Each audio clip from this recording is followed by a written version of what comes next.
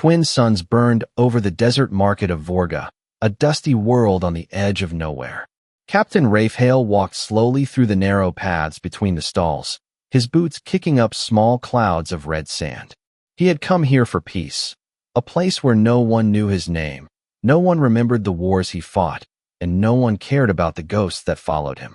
Beside him padded Coda, his old German shepherd, tongue hanging out in the dry heat. The dog's fur had gone gray around the muzzle, just like Rafe's short brown hair. Both were old soldiers, scarred and tired, but still sharp enough to survive.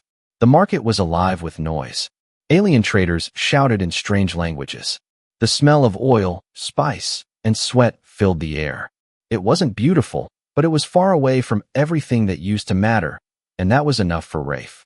He had been a soldier for 30 years. Now he was just another drifter looking for silence. A loud shout broke through the chaos. Rafe stopped.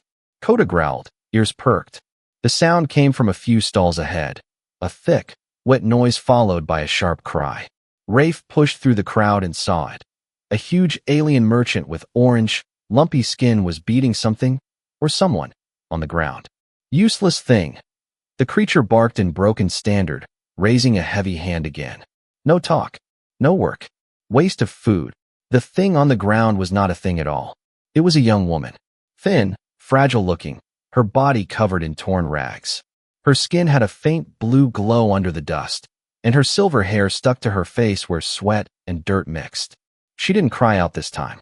She just flinched and wrapped her arms around herself. Rafe's jaw tightened. Before he even thought about it, he stepped forward. "That's enough," he said, his voice calm but edged with steel. Years of command gave weight to his words. The alien turned, surprise flashing across its wide mouth of jagged teeth. "Human wants something?" it sneered. "Bye, don't talk." "I said stop hitting her," Rafe replied. The merchant's 4 yellow eyes blinked, then one hand waved lazily. "Mute slave.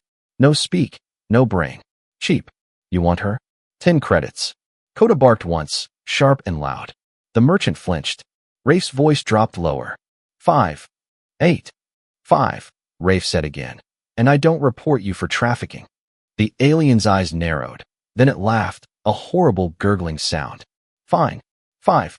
Worthless anyway." It shoved the woman toward Rafe and snatched his credits. "Take her. She's trouble." Rafe knelt beside her.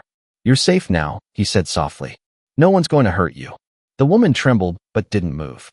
Her face was small, delicate, and streaked with blood and dirt. Her lips parted, but no sound came.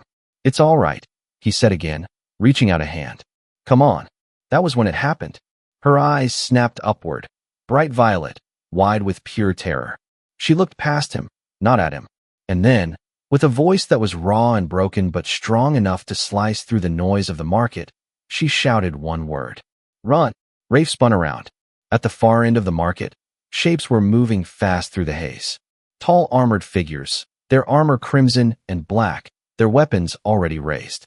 The Scarlet Razor Syndicate. Pirates, slavers, killers. He'd fought them before. He knew exactly what they were, and how many bodies they left behind. "Move," he barked. He scooped the woman up as Coda lunged forward, clearing a path through the crowd with low growls. Blaster fire cracked behind them, burning holes in tents and sending merchants diving for cover. The woman clung to him, her small hands gripping his shoulder. "Who are they?" he demanded between breaths. "They own me," she whispered. "Or they think they do." "Not anymore," he said. The crowd screamed as an explosion tore through a nearby stall.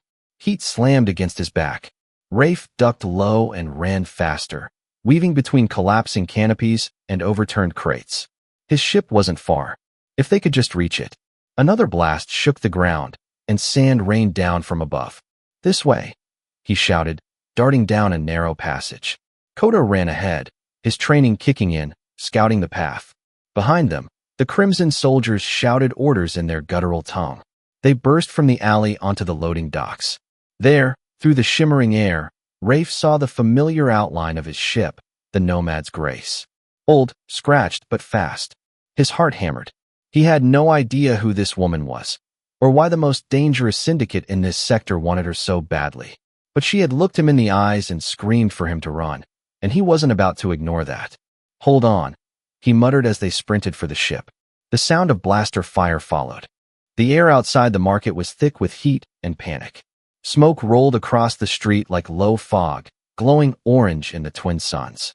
Rafe Hale didn't look back. He didn't need to. He could hear the armored footsteps of the Crimson Syndicate closing in, the rhythmic clang of metal boots pounding against the cracked pavement. Coda sprinted ahead, ears flat, weaving between crates and frightened merchants. The dog's instincts were sharper than any sensor. Every few seconds, he looked back to make sure his master followed. Rafe carried the blue-skinned woman in his arms, her weight almost nothing, her breath shallow but steady against his neck. "Which way?" he shouted over the chaos. Her voice was weak but certain. "East Gate. There's a cargo ramp. Leads to the docks."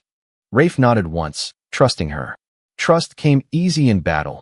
Survival demanded it. He cut through an alley lined with rusted stalls. Behind him, blaster fires scorched the walls, showering sparks across their path. "Down," he barked. He dove behind a pile of containers, just as a plasma bolt ripped through the air where his head had been. Coda growled, low and dangerous, standing between them and the shooters. "They won't stop," the woman whispered, eyes darting around. "They'll burn this whole market if they have to." "Then we don't give them time," Rafe said. He reached into his belt pouch and pulled out a small metal sphere, the last of his old combat grenades. "Cover your ears." He tossed it down the alley. A flash of blue light erupted, followed by a thunderous boom. The explosion shook the ground, throwing smoke and debris into the air. The Crimson soldiers shouted in confusion. Rafe didn't wait. He ran. They burst out of the alley and into a wider square where broken ships and old hovercrafts sat half-buried in dust. "This way," Rafe said, darting between the wrecks. "My ship's close." The woman stirred in his arms. "I can run," she said softly. Rafe slowed, glancing down. Her violet eyes burned with defiance. Even bruised and trembling, she carried a strange kind of strength. He set her on her feet, keeping a steady hand on her shoulder. "What's your name?" he asked as they moved. "Saran," she said. "Of the Aelis." "Rafe," he replied. "Don't slow down, Saran." They moved fast, ducking beneath collapsed beams and half-melted hulls. The market behind them was a storm of chaos, fire, screams, and the roar of engines as syndicate dropships descended through the haze. Rafe's mind raced. The Crimson didn't deploy ships for a simple runaway. Whoever Saran was, she was more than a slave. They reached a long, narrow bridge leading to the docks. The sun reflected off metal plating, blinding bright. The Nomad's grace was at the far end, its hull scarred but waiting like a loyal friend. "Almost there," Rafe said. Then he heard it, a shriek of engines overhead. A gunship. The syndicate had spotted them. A beam of red light tore through the bridge, splitting metal and sending fragments flying. The ground tilted. Saran screamed as she slipped. Rafe grabbed her wrist, pulling hard. For a moment, the world held its breath. Then the bridge gave way. They fell. Dust exploded around them as they hit the sand below. Rafe groaned, forcing himself up. His arm ached, but nothing was broken. Coda barked from above, pacing on the edge of the remaining bridge. "Come on, boy. Jump," Rafe called. The old shepherd didn't hesitate. He leapt, landing beside Rafe in a cloud of sand. Rafe turned to Saran. She was already standing, clutching a piece of metal like a weapon. Her eyes were bright, her voice calm. "They're spreading out. 2 squads, left and right." Rafe frowned. "You can see that?" She hesitated. "Not see." "No." Rafe stared at her for a second, then nodded. "Good enough for me." They ran toward the dock's underside, where shadows offered a thin kind of safety. The roar of the gunship circled above. Rafe led them through a maze of storage containers and broken scaffolds until they reached a large hatch built into the side of the platform. "Help me with this," he said, gripping the handle. Together they forced it open. It led into a maintenance tunnel that smelled of oil and old metal. They slipped inside. The sounds of the market battle grew distant. For the first time since she shouted "Run," there was quiet. Saran sank to the ground, her chest rising and falling fast. "Why did you help me?" she asked. Rafe leaned against the wall, wiping sweat from his brow. "Didn't like the way he was hitting you." "That's not a reason to risk your life," she said. He looked at her, eyes hard. "For me, it is." Coda sat beside Saran, tail flicking once before stilling, accepting her as part of the pack. She smiled faintly and reached out to touch his head. Outside, the air trembled with the deep roar of engines. The Crimson Syndicate was tightening the noose. Rafe pushed away from the wall. "Rest's over," he said. "We get to the ship. Then we find out why the hell they want you so badly." Saran rose slowly, meeting his gaze. "Because I know what they're planning," she said quietly. "And if they catch me again, you'll never see another human colony alive." Rafe froze, staring at her in the dim light. The quiet hum of the maintenance tunnel suddenly felt like the sound before a storm. The dock stretched out like a steel skeleton over the desert plains, shimmering in the twin suns. Rafe Hale squinted through the haze, his heartbeat steady but fast. The Nomad's Grace waited at the far end, his battered, faithful ship. It wasn't much to look at, but it was fast, armed just enough to fight its way through trouble, and tough enough to carry him out of a dozen war zones. He never thought he'd be running toward it again, with syndicate guns at his back. Coda darted ahead, barking once, a signal. Clear path. Rafe tightened his grip on Saran's wrist. "Stay close," he said. "I can keep up," she replied, her voice stronger now, though her bare feet bled on the metal. They sprinted across the platform. The suns threw long shadows over their path, and the air shimmered with heat rising from scorched steel. Behind them came the metallic roar of engines, crimson gunships breaking through the smoke. Saran's head snapped up. "They're deploying 3 squads. 1 air, 2 ground." "How do you—" Rafe started, but she cut him off. "Later. Move." They ran. The first plasma bolt hit the dock beside them, sending molten metal splattering. Coda yelped and leapt sideways, narrowly avoiding the heat. Rafe grabbed a small remote from his belt and hurled it backward. The charge detonated in a flash of white, throwing up smoke and static interference. "Keep going," he shouted. The Nomad's Grace loomed larger now, its landing ramp half open, like an outstretched hand waiting to pull them in. The ship's paint was blistered and scarred, the old Terran insignia barely visible under years of dust. To Rafe, it was home. To Saran, it was salvation. Blaster fire rained from above. Crimson soldiers descended on drop cables, their armor gleaming red-black like blood under glass. Rafe didn't hesitate. He spun, drew his sidearm, and fired 3 clean shots. 1 soldier dropped, armor smoking. Another ducked behind a cargo unit. Inside, Rafe barked. Saran dashed up the ramp, Coda right behind her. Rafe fired 2 more shots, then slapped the ramp control. The hatch sealed shut just as energy bolts hammered the exterior. The ship shuddered. He raced for the cockpit, Saran following close. The Nomad's Grace hummed with life as the engines began to warm. Warning lights blinked red across the console. "Can you fly?" Saran asked, gripping the seat beside him. Rafe snorted. "Can I breathe?" He flipped a series of switches. "Hold on." The engines roared, kicking up a storm of dust and debris. The ship lifted, slow at first, then faster, breaking through the smoke of the burning market below. The world dropped away beneath them, and for a moment, just a heartbeat, they were free. Then Saran's eyes widened. "They're following." Rafe checked the sensors. Red markers flared across the screen, 4 interceptors rising fast. "Figures," he muttered. "Nothing's ever easy." He threw the ship into a sharp climb. The hull rattled. Alarm screamed. Plasma streaks ripped past the cockpit, bright as lightning. "Can this thing handle a chase?" Saran asked, gripping the seat. "She'll handle it," Rafe said. "She always does." The Nomad's Grace burst through the thin atmosphere, the blue sky fading into black. The planet's curve glowed beneath them, a dying world spinning under fire. Rafe's jaw clenched. The crimson never left witnesses. The sensors beeped again. "Multiple locks," he said. "They're launching missiles." "Then we dodge them," Saran replied. Rafe glanced at her. "You sound confident." Her gaze was distant, unfocused for a moment. "Because I've seen it. We survived this." That was all the reassurance he needed. The missiles streaked toward them like comets. Rafe yanked the controls, rolling the ship sideways. 1 missile exploded against a rock fragment. Another spiraled past. The third clipped the tail, sending a shudder through the frame. "Stabilizers hit," Rafe said through gritted teeth. "We're not outrunning them in open space." Saran pointed to the sensor map. "There, a debris field. Asteroid fragments from an old battle. It's dense, but it can hide us." Rafe followed her gesture. A storm of jagged rocks and shipwrecks drifted ahead, orbiting like ghosts. That's suicide, he said. It's survival, she countered. He smiled faintly. Guess we'll see which one's right. He cut power to half the engines and dived straight into the field. The first asteroid flashed by close enough to scrape the hull. The pursuing ships hesitated, then followed, their plasma fire lighting up the dark. The Nomad's grace weaved through the tumbling rocks like a bird through trees. Rafe's hands moved fast, instincts guiding him. Every near miss sent sparks across the canopy. Saran gripped the edge of her seat, but kept her eyes on the radar, her voice steady. Left, then up. Wait, now right. He obeyed without question. Each time she spoke, her timing was perfect, just before an impact, just before a shot. You're reading their movements before they happen, he said.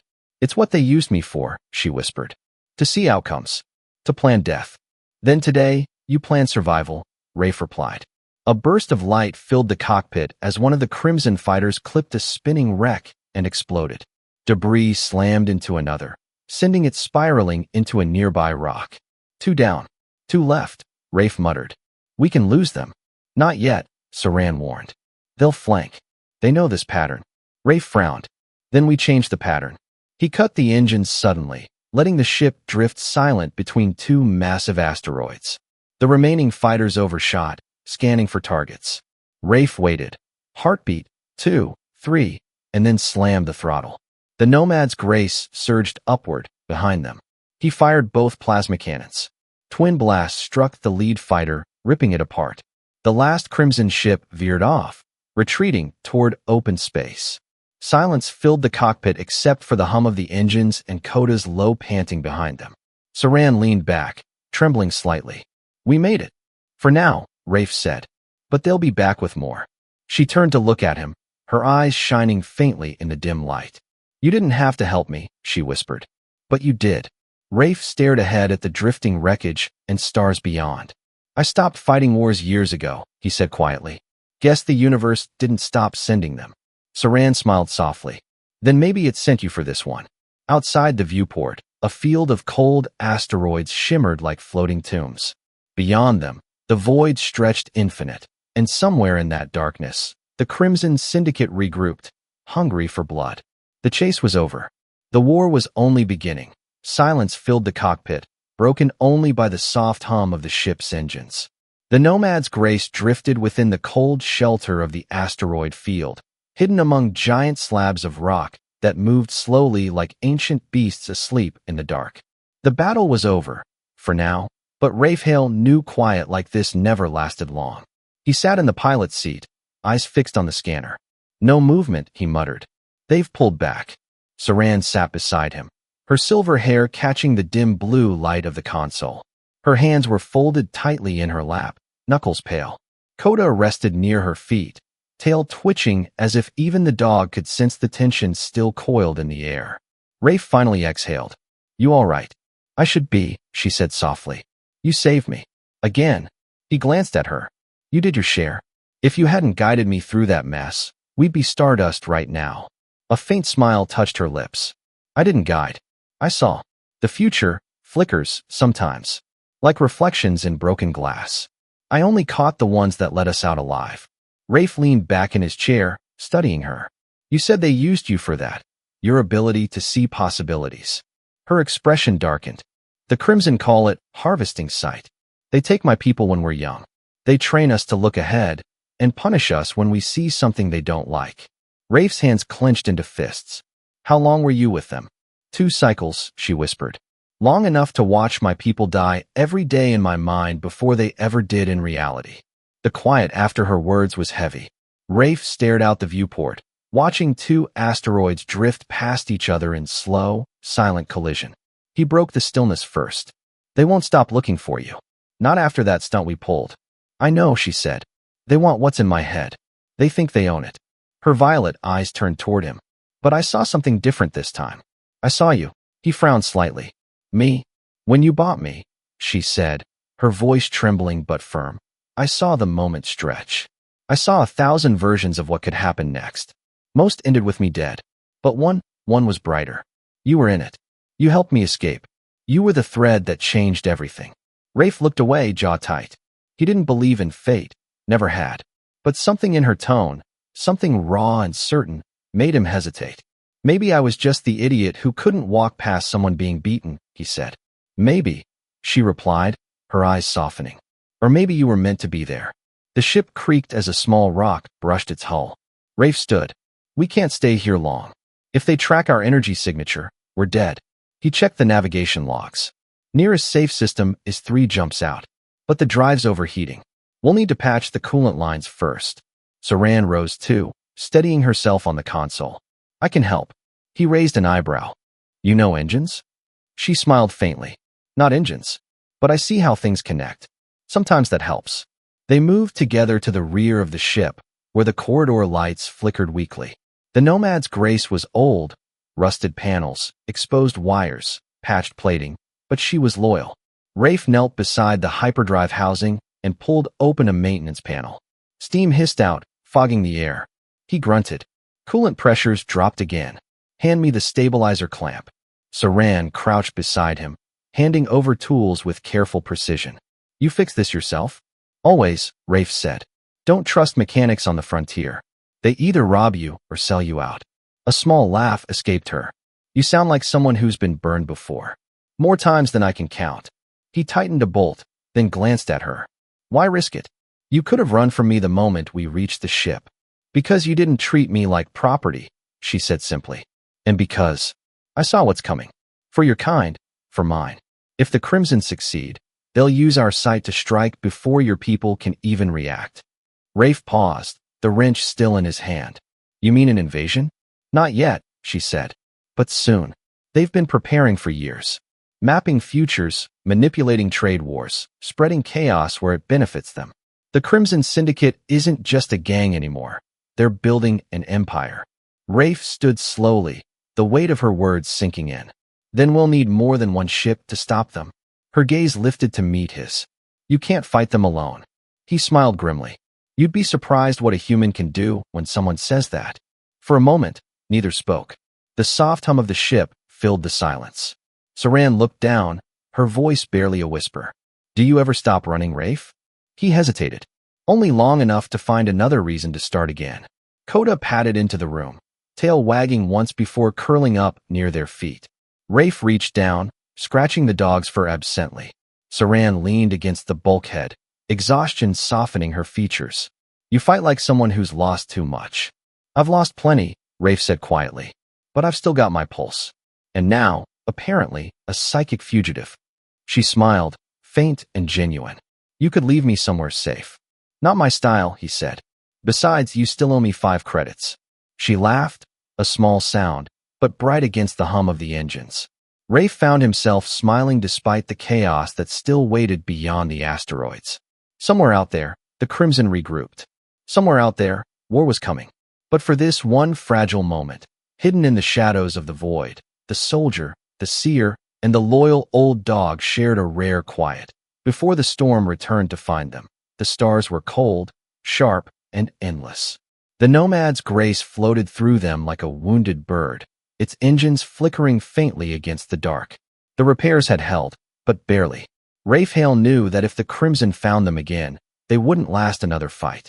He sat in the cockpit, watching the faint green lines of the radar pulse across the screen. So far, nothing. The asteroids had thinned out behind them, and open space stretched ahead, silent and dangerous. Saran stood by the viewport, her hands clasped in front of her. The soft glow of the stars painted her blue skin in silver tones. They're searching, she said quietly. They know we're still alive. Rafe didn't ask how she knew. He'd already learned she didn't guess. She saw. Then we'll make sure they regret it when they find us, he muttered. You said they're planning something big. What did you mean? She hesitated. The Crimson use people like me to predict events, to shape outcomes before they happen. They're planning to destabilize human colonies across 3 sectors: pirate attacks, assassinations, sabotage. If they succeed, humanity will fall into chaos, and the Crimson will move in as saviors. Rafe's jaw tightened. Classic tactic. Start the fire, then sell the water. Yes, she said softly. And I was the one they forced to see those fires. The silence that followed was heavy. Rafe's fingers drummed on the console, then stilled. Then we stopped them. One ship, one shot at a time. Before she could respond, Coda barked sharply, ears rising. The radar blinked red. A contact had appeared, then two more. Damn it, Rafe breathed. They found us. The red blips multiplied. For Crimson interceptors, fast and closing. A fifth signal followed, a larger cruiser. Rafe's stomach sank. They've brought a Hunter-class ship. We can't outgun that. Saran gripped the back of his seat. There's an energy distortion ahead. I can feel it. Rafe checked the scanners. You're right. Interdiction field. His mind raced. They're pulling us out of warp lanes. We're about to be trapped. Can we escape? She asked. Rafe grinned grimly. Depends how lucky we are. The cockpit lights flickered red as the ship shook violently. The interdiction field snapped shut like a metal fist. Stars warped, then froze. The Nomad's grace was yanked out of faster-than-light travel and spat into real space. Ahead, a massive crimson cruiser loomed, its blood-red hull glowing under the light of a dying star. A cold voice crackled through the comm. Unidentified vessel. This is the Crimson Syndicate ship Ravager. Power down your engines and prepare to be boarded. Hand over the Ellie's seer, and your death will be merciful. Rafe switched the comm off. Yeah, I've heard that one before. He turned to Saran. Get to the engine bay. There's an access panel near the hyperdrive core. I need you to reroute the secondary power lines. I thought you didn't trust anyone with your ship, she said. He smiled. I don't. But you're not anyone. Saran nodded and ran. Coda followed close behind. Rafe's hands moved fast over the controls. The Grace was smaller and older, but she still had one advantage. Her pilot knew every trick she could pull. Let's make this hurt, he whispered. The first wave of missiles streaked toward them. Rafe jerked the controls, rolling the ship sideways. Explosions flared to the left, the shockwave rocking the hull. The second barrage followed immediately. He dove through it, engine screaming. Come on, old girl, he muttered through gritted teeth. Just hold together. Saran's voice crackled through the comm, power rerouted. What now? Brace yourself. He slammed the emergency switch. The ship's external cargo doors blew open, releasing a cloud of scrap metal and loose parts. The debris scattered behind them like chaff. The pursuing fighters fired straight into it. 3 detonated instantly, shattering under the explosion. Rafe grinned. Still got it. But the cruiser didn't flinch. It fired a beam of crimson energy that carved through space like a blade. It missed by a hair, grazing the Grace's hull and leaving molten scars. Alarms wailed. Rafe, Saran shouted. We're overheating. He scanned the readings. The hyperdrive was unstable, building charge faster than it should. She's not wrong, he muttered. It's gonna blow if I don't vent the reactor. I can do it, she said. No. You stay there, he barked. That chamber's dangerous. Her reply came soft but firm. You can't fly and fix it. You need me. Rafe swore under his breath, but didn't argue. He trusted her now, and that trust scared him more than the Crimson did. Down in the engine bay, the air shimmered with heat. Saran knelt beside the core, sweat shining on her forehead. She placed both hands on the metal casing, eyes closing. A strange pulse filled the air, like energy breathing. Come on, she whispered, her voice trembling. Show me the right path. Rafe's voice echoed faintly through the intercom. Saran, what are you doing? Changing the odds, she said. The engine lights flickered, then stabilized. Power surged through the ship. The hyperdrive hummed, overloaded, but focused. Rafe looked at the readings and laughed. You beautiful miracle. He flipped the final switch. The Nomad's Grace roared forward, its engines glowing white-hot. The cruiser's sensors spiked too late. A burst of blue-white energy exploded outward, the hyperdrive pulse. The interdiction field shattered like glass.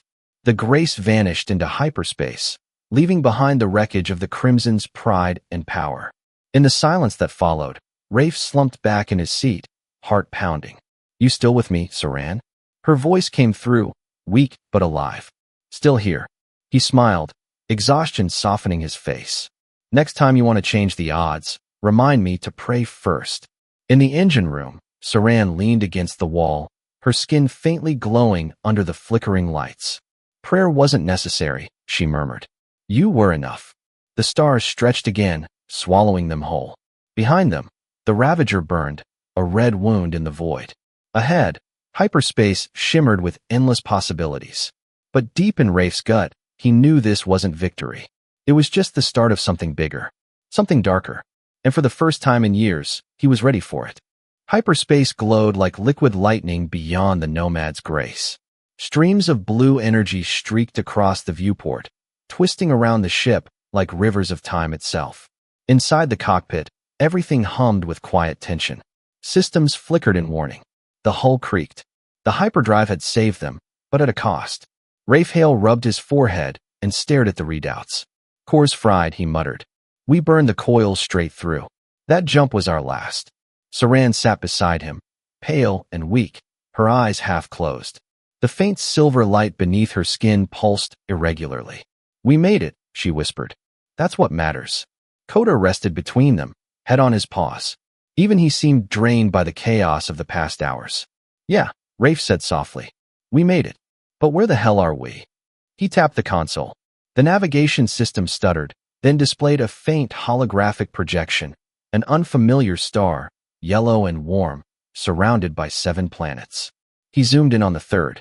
It shimmered blue and green, with wide oceans and glowing land masses that almost looked like crystal veins under sunlight. Atmosphere's breathable, he said. Oxygen-rich. Gravity a bit lighter than Earth's. Saran tilted her head, sensing something unseen.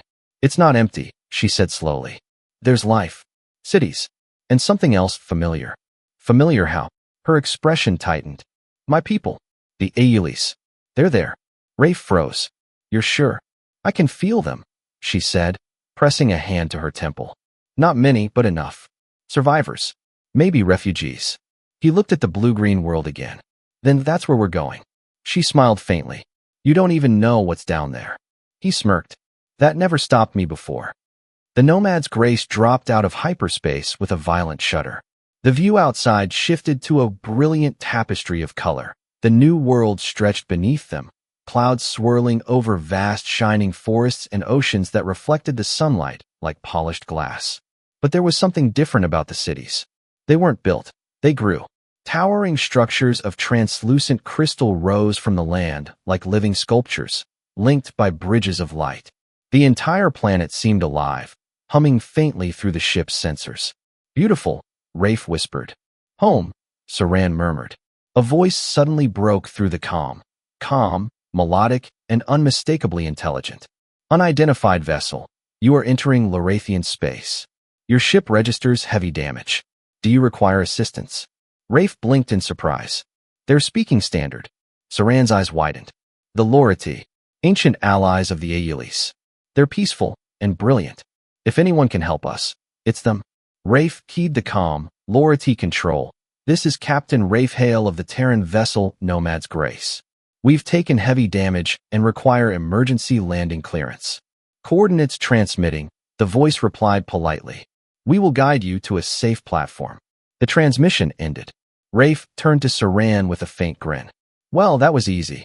She gave a soft laugh. You just tempted fate. The descent through the Lorathian atmosphere was rough. The ship shook violently as the engines sputtered and the stabilizers struggled to adjust to the new gravity. The hull groaned, smoke seeping from the side vents. Hold on, Rafe shouted, gripping the controls tight. Saran clutched the armrest. Coda braced his paws against the deck. The planet's surface rushed up toward them, crystal towers glinting like spears of light. With a final roar, the Nomad's Grace broke through the clouds and leveled out, gliding toward a glowing landing ring on the edge of a sprawling city. The air shimmered with blue mist and soft golden beams of light that pulsed like living veins. Rafe forced the landing gear down manually. The ship touched down hard, skidding across the pad before shuddering to a stop. Smoke hissed from the engines. Silence followed. Rafe exhaled slowly. Still flying. Barely. The ramp opened automatically, and a cool breeze swept through the ship. The air smelled like rain and metal.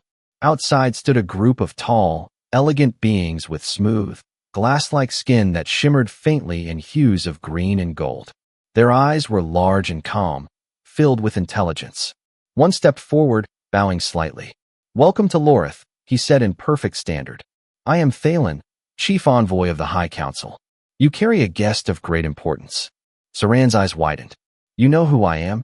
Of course, Thalen said with a gentle smile. We have been waiting for you, Saran of Aeolis. Rafe exchanged a glance with her. Waiting? You couldn't have known we were coming. Thalen tilted his head. Perhaps not in the way you understand time, Captain Hale. Please, come. You are both safe here. They followed the Lority through a city that seemed to breathe light. Roads shimmered beneath their feet, and every building sang faint, harmonic tones when the wind passed through. The Lority people moved gracefully, nodding respectfully as they passed. Saran looked overwhelmed. I can feel them, she whispered. Not just the Lority, my people. The Aelis. They're here, Rafe. Hidden among them. He glanced around, noticing a few faces with faint blue skin like hers, their silver eyes watching quietly from the crowds. Refugees. Survivors. Inside the council chamber, the walls were alive with motion, streams of data and memory projected as light across crystalline surfaces. Thalen gestured for them to sit. We monitored your escape from Crimson Space, he said. It was impressive. Rafe raised an eyebrow. You saw that? We see much, Thalen replied. And we know of the syndicate. Their reach grows daily. You have done more damage to them than you realize. Rafe crossed his arms. They'll come back harder. Perhaps, the Lority envoy said. But not before we prepare. The Crimson enslaved many Aelis. Those who escaped came to us. Together, we built something new, something powerful. He waved a hand, and a holographic map filled the room, showing syndicate bases scattered across the galaxy. We've tracked their operations. And with Saran's help, we can predict their next moves before they happen. Saran turned to Rafe, eyes bright with something between hope and fear. Do you see? This is what I dreamed of, an alliance. A chance to stop them for good. Rafe studied her face, then looked at Thalen. You'll need ships. Soldiers. Humans don't sit on the sidelines when someone enslaves their allies. Thalen smiled faintly. We hoped you'd say that, Captain. Rafe's grin was tired but real. Then I guess I'm unretired. Saran reached for his hand, her touch cool against his scarred fingers. You were never really retired, she said softly. You were just waiting for the right war. Outside, the city of glass shimmered under the rising sun. The light bent through the towers, painting the clouds in gold and blue. Somewhere deep in the void above, the Crimson Syndicate gathered its fury. But for the first time in years, Rafe didn't feel alone. He had a purpose. He had allies. And he had someone worth fighting for. 2 weeks later, the Nomad's grace no longer looked like a dying relic of an old soldier. Lorathian engineers had worked day and night, wrapping her battered hull in silver composite armor that shimmered like moonlight. New cannons pulsed faint blue energy along her wings, and her engines sang with alien resonance. Rafe Hale stood at the loading ramp, watching the city of glass beneath him pulse with life.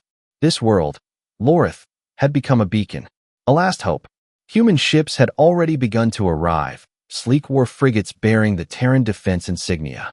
Aelis refugees were training alongside Lority guardians, preparing for something that hadn't happened in a century, a united front. The war had finally come into the light. Rafe tightened the strap on his combat vest.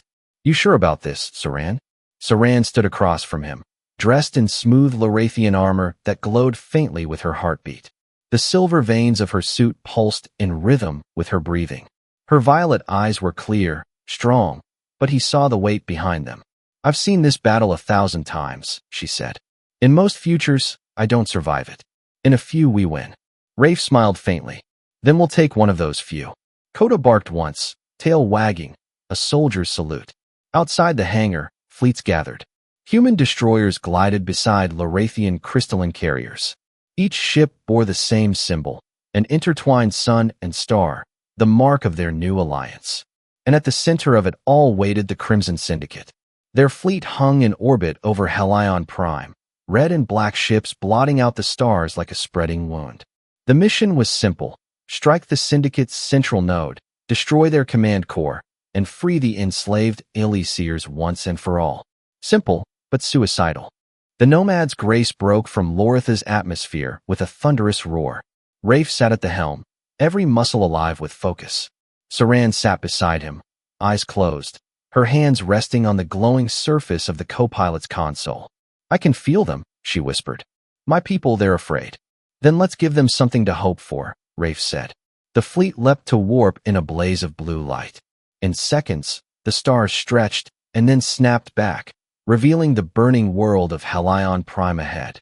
The Crimson Armada was waiting, hundreds of ships aligned in deadly precision.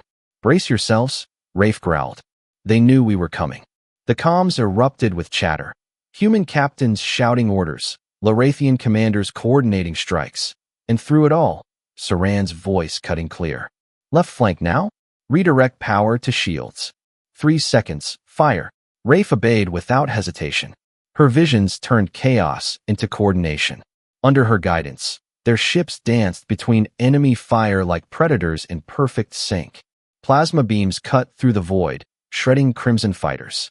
But the Syndicate's command ship, the Blood Horizon, dwarfed them all, a Crimson fortress surrounded by a swarm of interceptors. Rafe's eyes hardened. "That's our target." He slammed the throttle forward. "Hold on tight." The Nomads Grace dove straight into the storm. Enemy cannons lit up the darkness. Shields flared, alarms screamed, but Rafe's hands never wavered. "Coda, status." The dog barked twice, his version of still alive. "Good enough." Saran's voice rose, almost a whisper, yet filled with power. "Now, Rafe." The gap there. He turned sharply.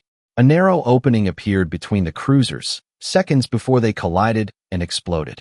The Grace slipped through the fire like a ghost, emerging right beneath the Blood Horizon.